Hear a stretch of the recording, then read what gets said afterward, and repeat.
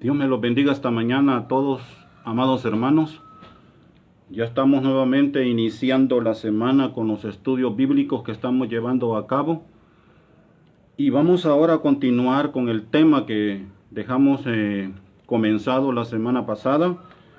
Hemos titulado a este video Eventos del futuro, el arrebatamiento, parte 2.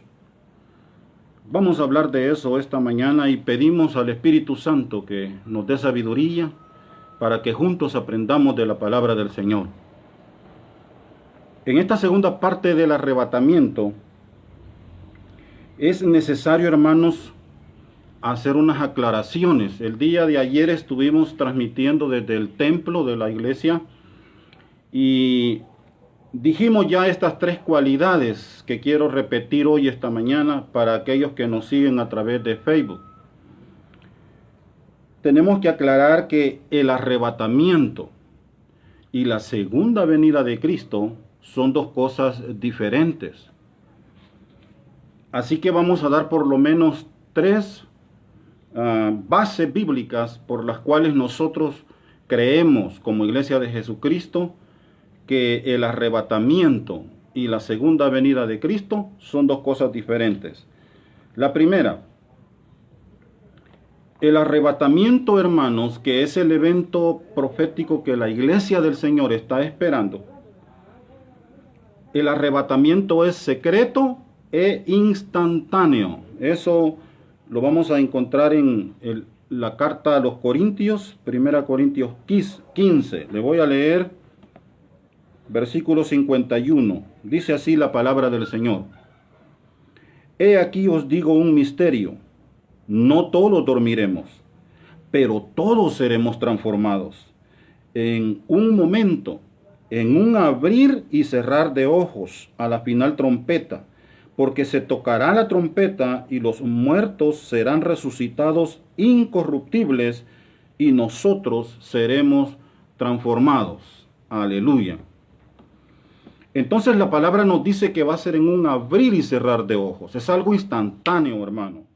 Es algo que cuando decimos que es secreto, lo es secreto para la gente que no va a partir con Cristo. Porque nosotros ya estamos apercibidos y a nosotros no nos va a sorprender eso. Va a sorprender a la gente que no está preparada para irse con Cristo. Por eso decíamos el día de ayer, va a haber gente que van a inventar cosas como que vino un ovni y se llevó a los evangélicos y millones de personas van a desaparecer del mundo y van a tener que inventar un montón de cosas para justificar qué es lo que ha pasado. Pero usted y yo sabemos que es el arrebatamiento de la iglesia. Ahora bien, la diferencia con la segunda venida de Cristo es que la segunda venida de Cristo no es secreta, ni es instantánea, sino que va a ser visible para todos. Vamos a leer Apocalipsis, capítulo 1, versículo 7, donde nos habla acerca de la venida de Cristo y dice así: He aquí que viene en las nubes, y todo ojo le verá, y los que le traspasaron y todos los linajes de la tierra harán lamentación por él. Sí, amén. Además de eso, en el Evangelio de Mateo, hermanos, capítulo 24 de Mateo, vamos a leerlo, búsquelo ahí en su Biblia, por favor. Mateo 24, versículo 29, dice así: E inmediatamente después de la tribulación de aquellos días, oiga bien, después de la tribulación de aquellos días, el sol se oscurecerá y la luna no dará su resplandor, y las estrellas caerán del cielo, y las potencias de los cielos serán conmovidas. Entonces aparecerá la señal del Hijo del Hombre en el cielo, y entonces lamentarán todas las tribus de la tierra, y verán al Hijo del Hombre viniendo sobre las nubes del cielo con poder y gloria. Aleluya. Así que la segunda venida de Cristo es visible. Todo mundo lo va a ver. La segunda diferencia que hay entre el arrebatamiento de la iglesia y la segunda venida es la siguiente. En el arrebatamiento de la iglesia, nuestro Señor Jesucristo no va a tocar la tierra. Allí donde hemos estado estudiando, hermanos, en Tesalonicenses, la carta que Pablo escribiera a los tesalonicenses, vamos a leer una vez más lo que nos dice la palabra del Señor. Primera Tesalonicenses 4:17 dice la palabra: luego nosotros los que vivimos, los que hayamos quedado, seremos arrebatados juntamente con ellos en las nubes para recibir al Señor en el aire, y así estaremos siempre con el Señor. Así que en el arrebatamiento, cuando Cristo venga por su iglesia, Él no baja a la tierra. Él llega allí a las nubes, vienen nubes, se queda allí y dice la Biblia que nosotros nos levantamos y lo recibimos en el aire. Pero en la segunda venida de Cristo, allí sí, hay una profecía que dijo el profeta Zacarías, donde dice que en la segunda venida el Señor va a sentar sus pies sobre el monte de los olivos. Zacarías 14:4 dice la palabra: y se afirmará sus pies en aquel día sobre el monte de los olivos, que está enfrente de Jerusalén al oriente. Y el monte de los olivos se partirá por en medio hacia el oriente y hacia el occidente, haciendo un valle muy grande, y la mitad del monte se apartará hacia el norte y la otra mitad hacia el sur. Así que en la segunda venida de Cristo, Dios sí desciende a la tierra, porque Él viene a establecer su reino milenial. La tercera característica que hablamos ayer desde el templo y hoy estamos repitiéndola para que nos quede bien grabada, es que en el arrebatamiento de la iglesia, los creyentes se van con Cristo. Ya leímos allí Tesalonicenses, pero lo vamos a leer una vez más para que esto quede bien confirmado y, hermanos, no seamos engañados. Primera Tesalonicenses 4:17 dice: luego nosotros los que vivimos, los que hayamos quedado, seremos arrebatados juntamente con ellos en las nubes para recibir al Señor en el aire, y así estaremos siempre con Él. En el arrebatamiento de la iglesia, el pueblo de Dios se va con Cristo. Y en la segunda venida de Cristo, los creyentes regresan con Cristo a la tierra. Eso vamos a leerlo en el libro de Apocalipsis, capítulo 19, versículo 14. Dice la palabra de Dios: y los ejércitos celestiales, vestidos de lino finísimo, blanco y limpio, le seguían en caballos blancos. ¿Por qué decimos nosotros que es la iglesia la que viene con él? Allí mismo, en el capítulo 19, pero versículo 7, dice lo siguiente: gocémonos y alegrémonos, y démosle gloria, porque han llegado las bodas del Cordero, y su esposa se ha preparado. Nosotros sabemos que la esposa de Cristo es la iglesia, y a ella se le ha concedido que se vista de lino fino, limpio y resplandeciente, porque el lino fino es las acciones justas de los santos. Así que, hermanos, en el arrebatamiento la iglesia se va con Cristo. En la segunda venida la iglesia viene con Cristo nuevamente a la tierra. Aleluya. El arrebatamiento es antes de la gran tribulación y la segunda venida de Cristo es después de la gran tribulación. Dicho esto, y yo creo que ahora sí, ya más claro no podemos decirlo, vamos a adentrar a estudiar, hermanos, lo que va a suceder en el arrebatamiento. ¿Qué es lo que va a suceder allí? Así que vamos a hacer un estudio de la primera carta que el apóstol Pablo escribió a la iglesia de Tesalónica, a los tesalonicenses, capítulo 4, y vamos a estudiar desde el versículo 13 hasta el versículo 18, porque es allí en ese texto donde se nos relata qué va a suceder en el arrebatamiento. Comenzamos entonces, hermanos. Aleluya. Dice versículo 13, tampoco queremos, hermanos, que ignoréis acerca de los que duermen, para que no os entristezcáis como los otros que no tienen esperanza. Escudriñemos ese versículo primero. Cuando la palabra de Dios dice, no queremos que ustedes ignoren acerca de los que duermen, la palabra duermen se refiere a la condición del cuerpo.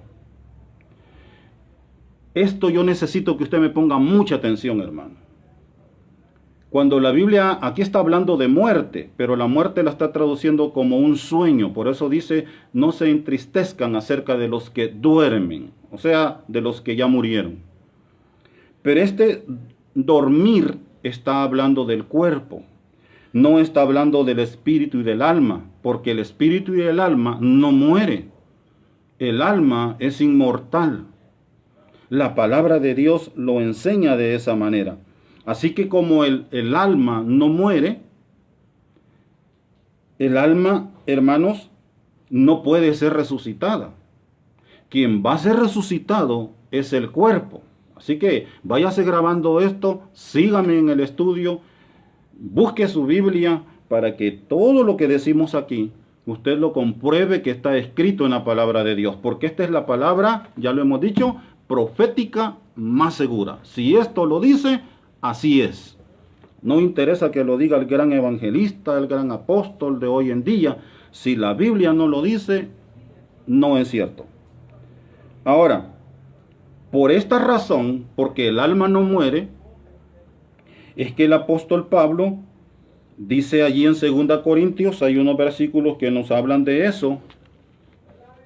Permítame buscar allí la carta a los Corintios, hermanos. El apóstol Pablo enseñando dice, 2 Corintios capítulo 5. Dice la palabra del Señor así. Allí en el versículo 8 leemos. Pero confiamos y más quisiéramos estar ausentes del cuerpo y presentes al Señor. Oiga eso. Ausentes del cuerpo, presentes al Señor. Porque ya vamos a ver más adelante en el siguiente versículo lo que significa morir. Morir es la separación del cuerpo y el alma. Eso es morir. A eso se refiere Pablo cuando dice, nosotros quisiéramos estar ausentes del cuerpo, pero presentes al Señor. Y en el versículo 10, él lo reafirma donde dice, porque es necesario que todos nosotros comparezcamos ante el tribunal de Cristo, para que cada uno reciba según lo que haya hecho mientras estaba, ¿a dónde? En el cuerpo. Mientras estaba en el cuerpo. O sea, hermanos, que este cuerpo físico que nosotros vemos solamente es el lugar de habitación. El verdadero Nelson García vive dentro de este cuerpo. Este cuerpo es polvo. Del polvo fue tomado y al polvo volverá. Pero el Nelson García, que es el alma, el ser espiritual, vive dentro de este cuerpo. Por eso Pablo dice, es necesario que todos compadezcamos ante el tribunal de Cristo. Y eso se refiere a los cristianos. El tribunal de Cristo es para los cristianos. Es uno de los eventos escatológicos que vamos a ver más adelante.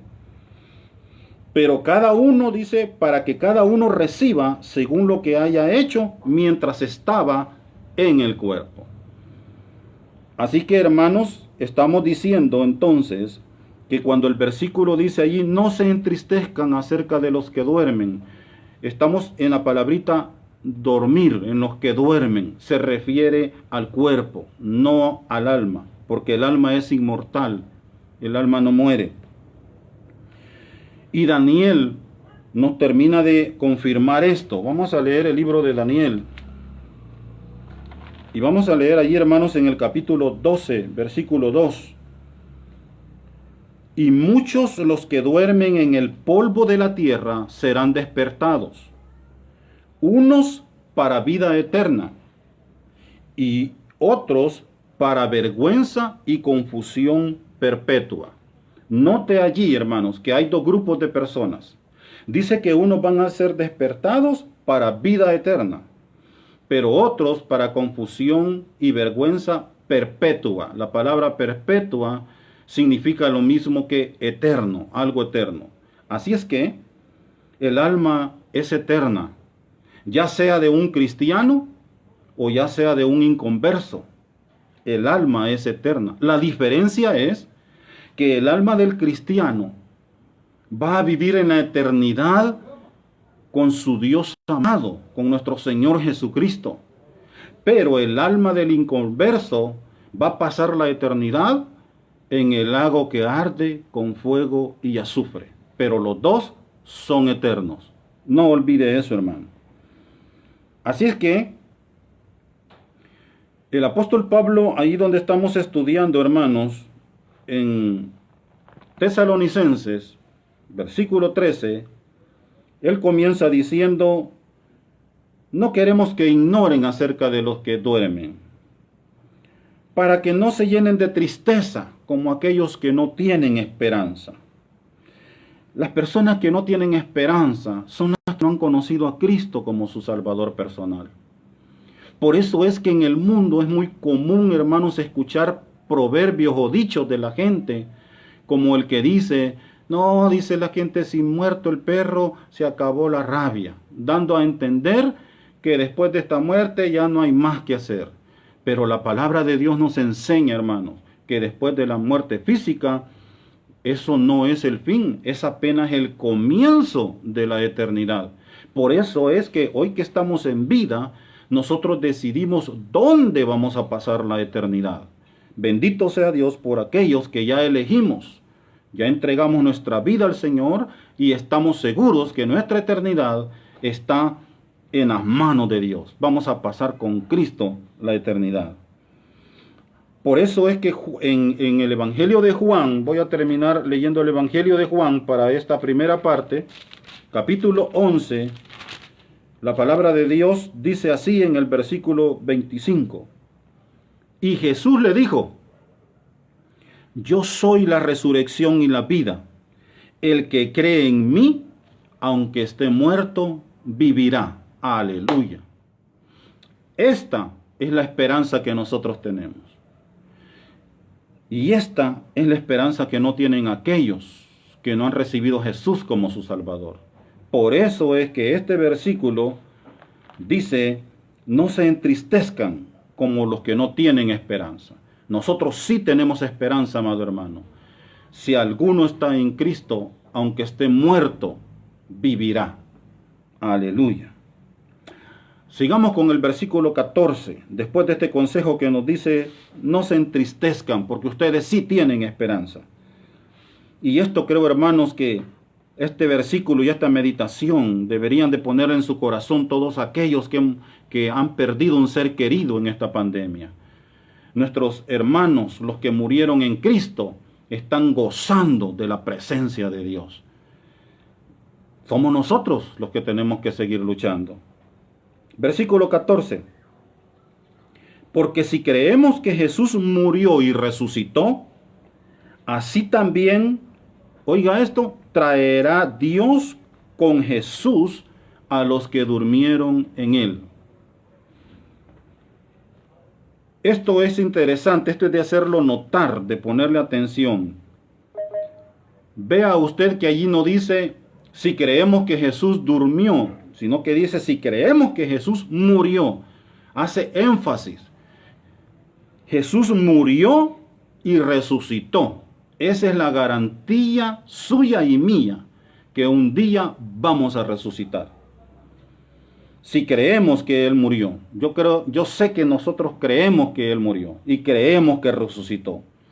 Entonces, del mismo modo, Dios traerá con Jesús a todos los que durmieron en Él. Bendito sea el Señor. Todos los que murieron en Cristo Jesús.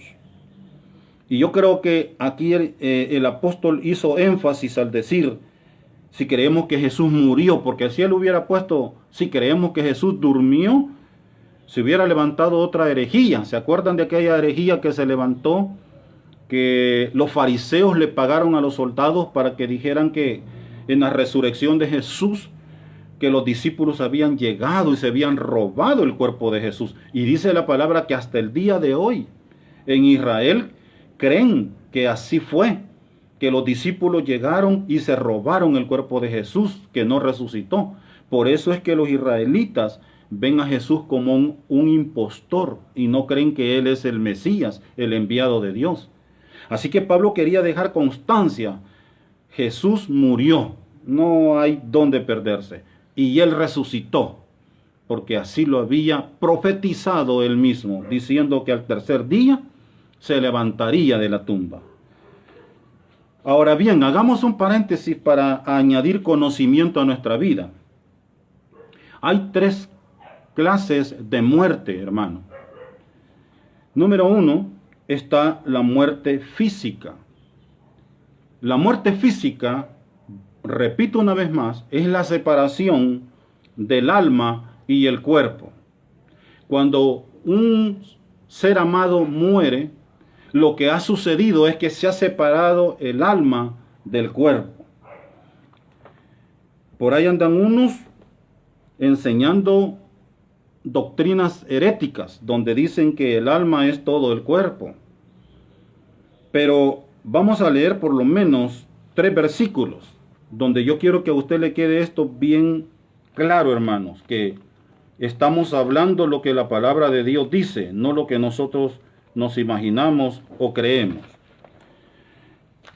Y vamos a tomar del Antiguo Testamento, donde se les reveló a estas personas desde el Antiguo Testamento que el alma existía y que el alma es algo diferente al cuerpo. El alma es el ser espiritual que vive dentro del cuerpo. Ya en el Nuevo Testamento a nosotros se nos reveló de una manera más clara, cuando el apóstol Pablo dice: y todo vuestro ser, espíritu, alma y cuerpo sean guardados incorruptibles hasta la venida del Señor Jesús. Nosotros somos seres tripartitos, compuestos de 3 cosas, porque nosotros somos semejantes a Dios, que Él es Dios Padre, Dios Hijo y Dios Espíritu Santo. Por eso somos semejantes a Él. Es decir, nos parecemos, somos iguales a Él. Eclesiastés 12:7. La palabra de Dios dice así: el hombre más sabio que ha habido sobre la tierra dijo: antes que el polvo vuelva a la tierra como era, hablando de este cuerpo, y el espíritu vuelva a Dios, quien lo dio. Está haciendo 2 cosas diferentes. Una cosa es el cuerpo, otra cosa es el espíritu.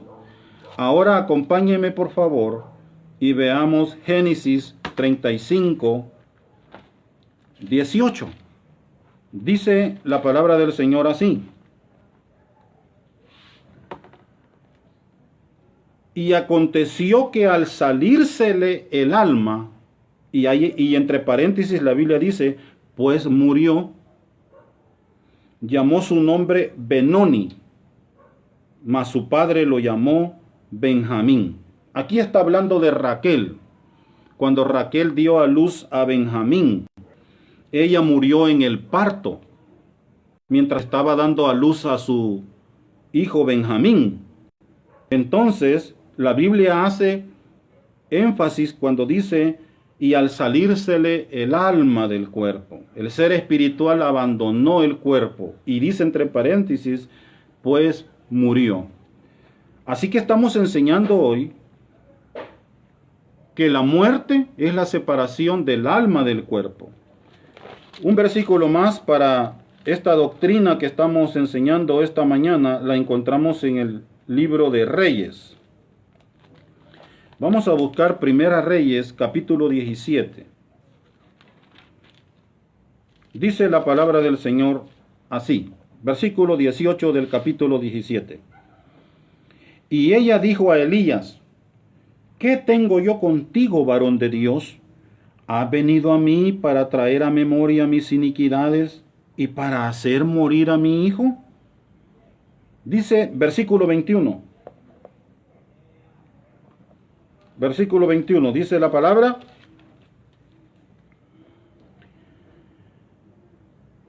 Y se tendió sobre el niño 3 veces, y clamó a Jehová, y dijo: Jehová Dios mío, te ruego que haga volver el alma de este niño a él.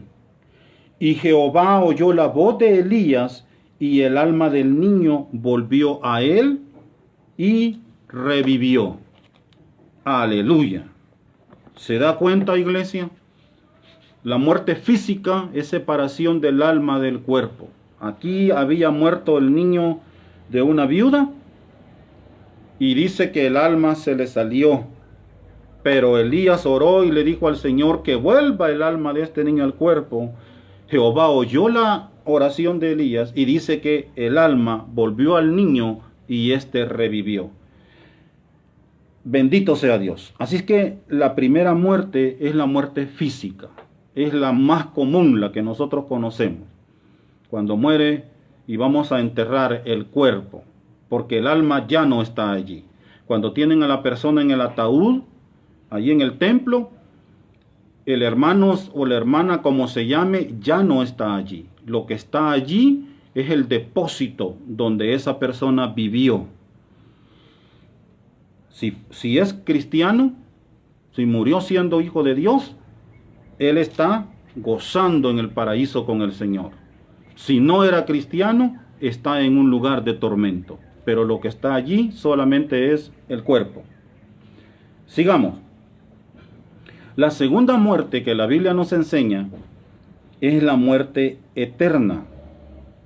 La muerte eterna es la separación. Oiga bien esto.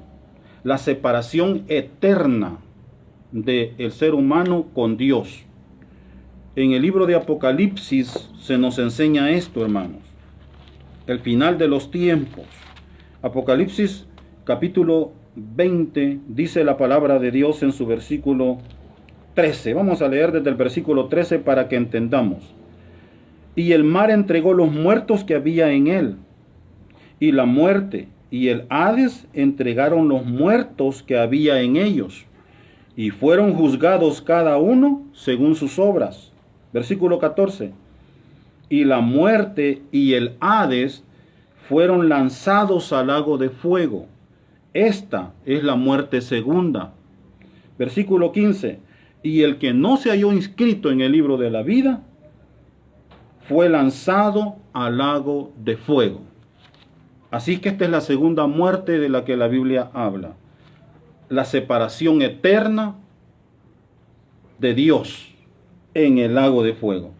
Pero hay una tercera muerte de la que la palabra de Dios nos enseña. Y para eso vamos a buscar en el libro de Efesios. Capítulo 2, versículo 1. La tercera muerte que la palabra de Dios nos enseña es la muerte espiritual.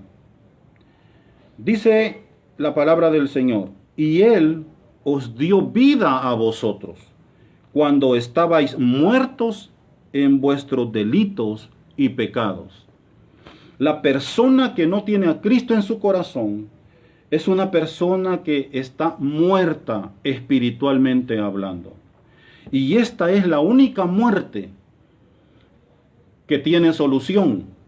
Óigase bien, es la única muerte, porque la muerte física no tiene solución. La Biblia dice: está establecido que los hombres mueran una vez y después el juicio. Así que no hay solución. Todos vamos a morir, unos más temprano, otros más tarde. La segunda muerte no tiene solución. El que no se haya inscrito en el libro de la vida va a ser lanzado al lago de fuego. Allí será atormentado por los siglos de los siglos. La separación de Dios totalmente. No hay solución. Pero la muerte espiritual sí tiene solución. Porque los muertos espirituales son los que se deleitan en sus delitos y sus pecados. Y para eso la cura se llama Jesucristo en la cruz del Calvario. Bendito sea Dios. Jesucristo, su sangre nos limpia de todo pecado. El Espíritu Santo hace su obra regeneradora en nuestras vidas y entonces adquirimos el título de ser llamados hijos de Dios. Ya no somos muertos espirituales, ahora estamos vivos en Cristo Jesús, Señor nuestro. Aleluya. Gloria al Señor. Por eso es que volvamos a Tesalonicenses, que son los versículos que estamos estudiando. Cuando Pablo dice, si creemos que Jesús murió y resucitó, así también traerá Dios con Jesús a los que durmieron con él. A todos aquellos que en vida recibieron a Jesús como su Salvador personal. Versículo 15. Por lo cual os decimos esto en palabra del Señor, que nosotros que vivimos, que habremos quedado hasta la venida del Señor, no precederemos a los que durmieron. Gloria a Dios. En el versículo 14, lo que el apóstol Pablo les está enseñando a los tesalonicenses es que cuando Cristo venga a llevar a su iglesia, nosotros no vamos a ir adelante de los que durmieron en el Señor. Ellos van primero. Oiga, qué maravilloso esto. Qué consuelo el que Dios nos da. Que nuestros seres queridos que han muerto y que ya los fuimos a dejar a un cementerio. Hay otras personas que lo que hacen es cremarlos, ¿verdad? Y tienen allí sus cenizas. Ellos van a ser los primeros que se van a levantar de su tumba, de su sepulcro, para recibir a Jesús en el aire. Y después de ellos, nosotros nos vamos a unir con ellos. Por eso dice, no vamos a preceder a los que durmieron. Esto debe de ser claro para nosotros. Algo maravilloso, hermanos. Esto significa que los que murieron en Cristo ya tienen su victoria asegurada. El problema es para usted y yo que estamos en vida. Porque mientras estamos vivos, corremos el riesgo de desviarnos de la doctrina, de desviarnos de la fe en Cristo Jesús. Y he allí que por eso el esfuerzo tiene que ser día a día, orar, estar en comunión con el Señor, leer su palabra, buscar la presencia de Dios, porque los que durmieron ya con Cristo, su victoria está asegurada. Aleluya. Sigamos con el versículo 16.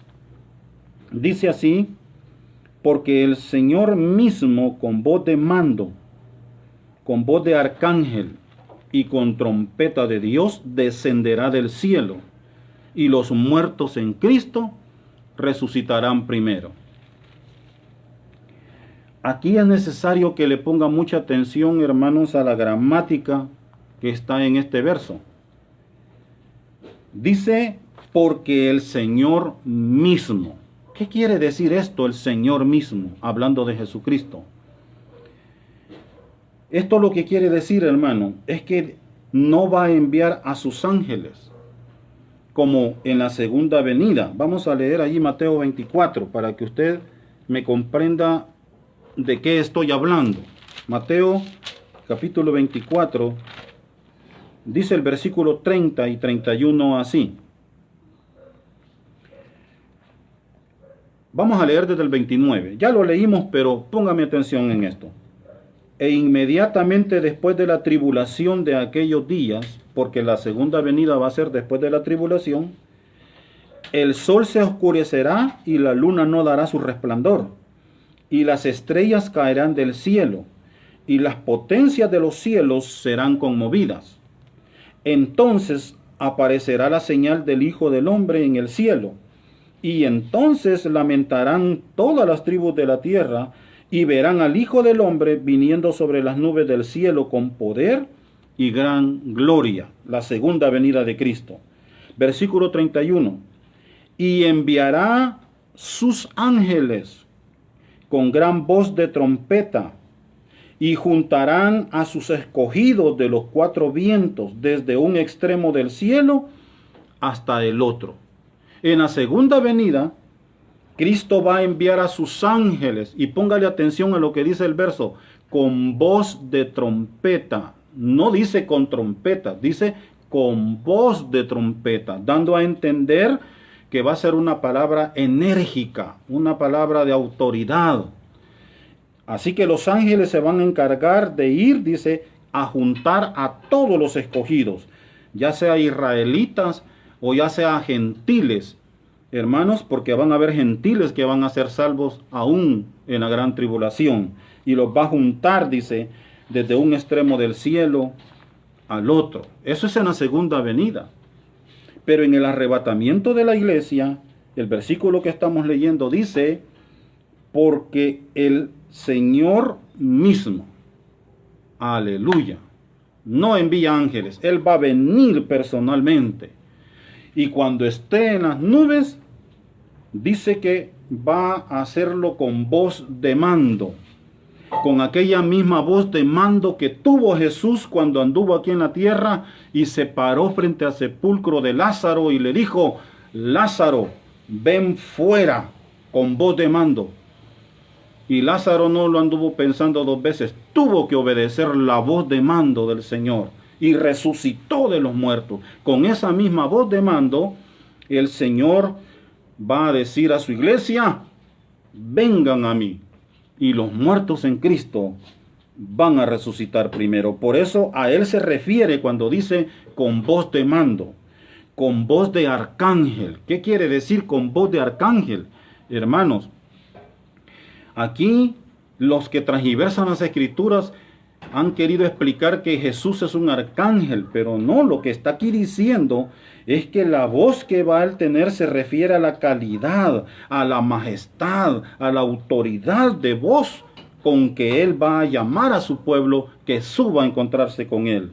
Y por último dice, y con trompeta de Dios descenderá del cielo y los muertos en Cristo resucitarán primero. ¿Qué quiere decir con trompeta de Dios? No quiere decir que va a tocar trompeta. ¿Cómo sabemos nosotros esto, hermano? ¿Cómo sabemos? En Apocalipsis, capítulo 1, versículo 10, encontramos la respuesta. Oiga lo que dice la palabra. En la visión que tenía Juan cuando le fue revelado el Apocalipsis. Dice así, allí, hermanos, Apocalipsis 1, 10. Yo estaba en el Espíritu en el día del Señor, y oí detrás de mí una gran voz como de trompeta, dice Juan. No una trompeta, él oyó una gran voz como de trompeta, hace una comparación. O sea que era una, como ya dijimos, una voz de mando, una voz de majestad, una voz de autoridad. Aleluya. Así que este es el mismo Jesús el que va a venir por su iglesia. No envía a los ángeles, sino que él mismo se va a encargar de llamar a su pueblo. ¿Cuánto dan gloria a Dios por eso? Versículo 17 dice, luego nosotros los que vivimos o los que hayamos quedado, seremos arrebatados juntamente con ellos en las nubes para recibir al Señor en el aire y así estaremos siempre con el Señor. Esta es la doctrina del arrebatamiento. Así es como va a suceder, en un orden. Primero los que ya murieron, segundo los que estemos vivos, si Cristo viniera hoy. Dice, seremos arrebatados. Pero me voy a detener ya para ir terminando en una palabra, donde dice, seremos, los que vivimos y hayamos quedado, seremos arrebatados. El apóstol Pablo, allí en la primera carta a los Corintios, hermanos, explica algo interesante que yo quiero que usted y yo lo compartamos.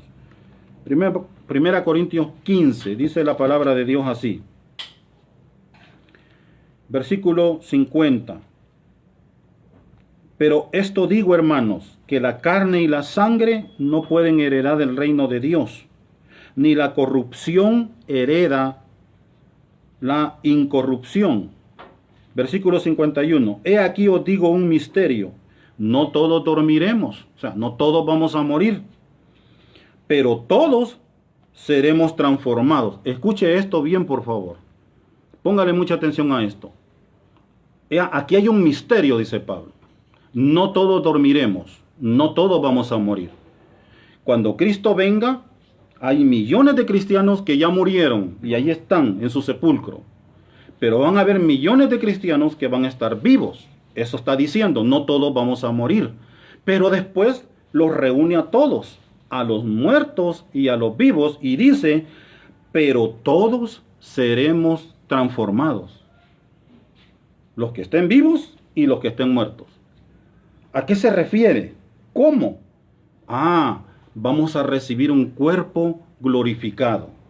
Y fíjese, hermano, que esto debería ser tema para otra enseñanza, porque aquí hay mucho que explicar acerca del cuerpo glorificado que vamos a recibir cuando seamos transformados para partir de este mundo y estar en la presencia de Dios.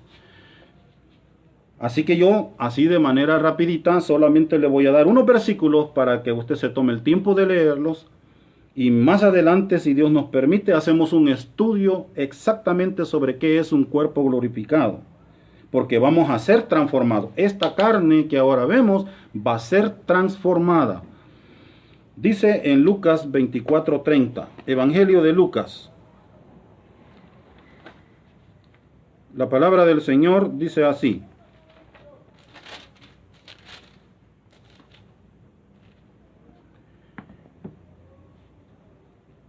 Y aconteció, esta porción habla de Jesús, cuando Jesús caminó con dos personas allá en el camino de Emaús, y estas personas lo invitaron a que se quedara en su casa. Él aceptó, entró a la casa, se sentaron a la mesa, y oiga lo que dice.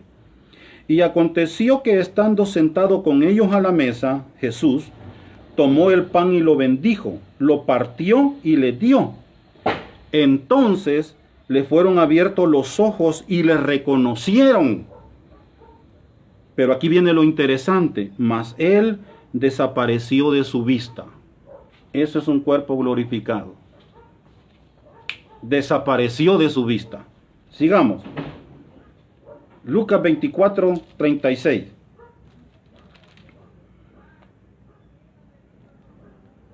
Dice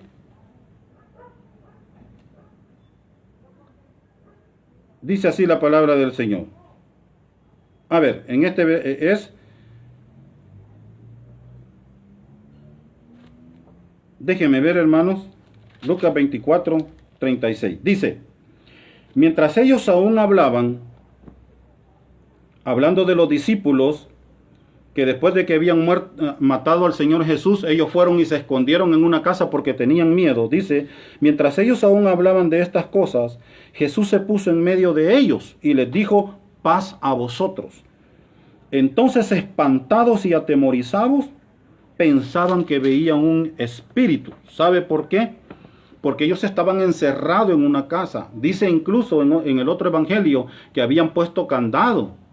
Pero de repente Jesús apareció en medio de ellos.